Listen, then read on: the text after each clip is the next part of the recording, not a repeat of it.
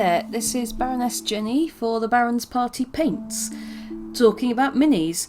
And it is 2 minis this time, but they are paired, so there is reason. I'm not just making this up as I go along.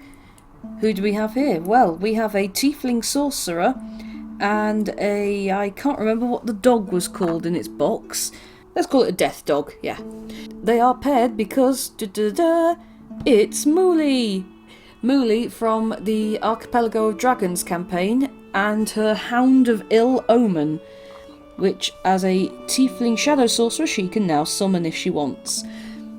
Now, Muli, as you may or may not know from the campaign, has an eye patch, so the very, very first thing I did for her was to get my liquid green stuff and paint on an eye patch. I was just going to paint an eye patch on, just in the paint over it, but that would have filled in the indent, and actually it would have been very obvious that was what I've done. So instead what I did was, as I say, fill in a little bit of a blob with some liquid green stuff and made a couple of lines to indicate that's where the straps of her eye patch are.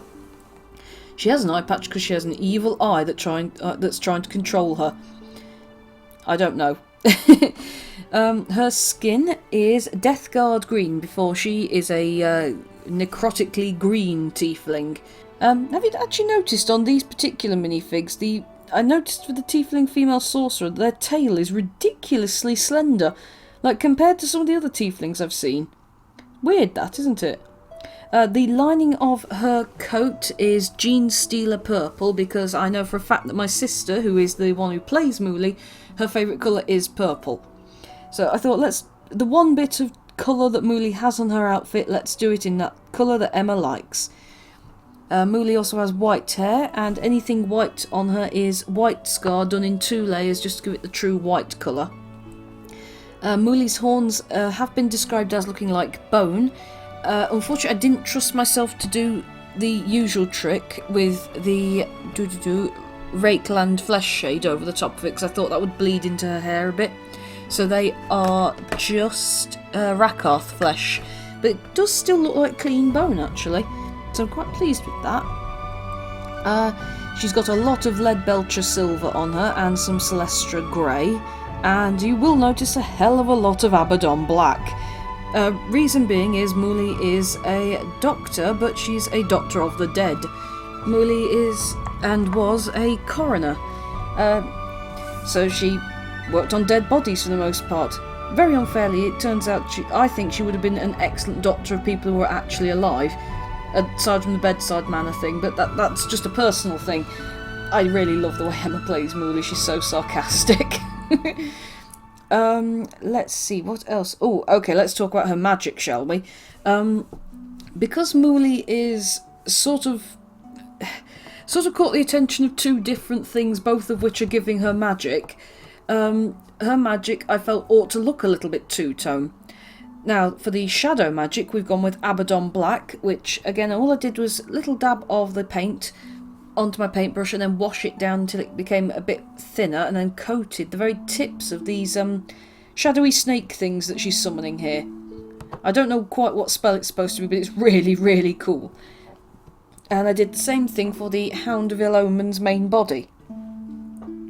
And then, because the other thing that's trying to get her attention is Mechas, well, that needs to be a sort of metal tone, doesn't it?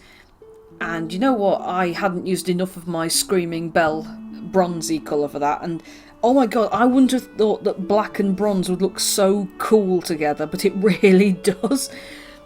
I really love this. I mean, you know, if you've watched any of my other videos, you know that I basically have this thing that mages' magic ought to be a colour or something that's a bit more unique to them.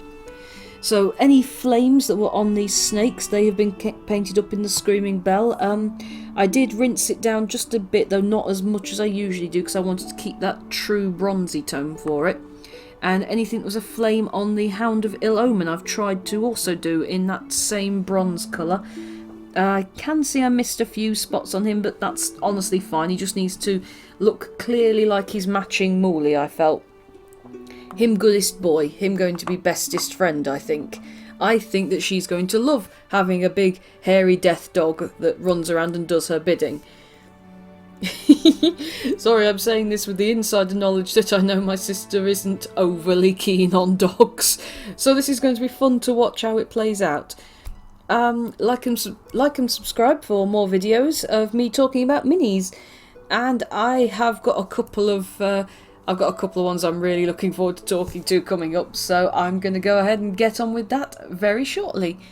Okay, bye!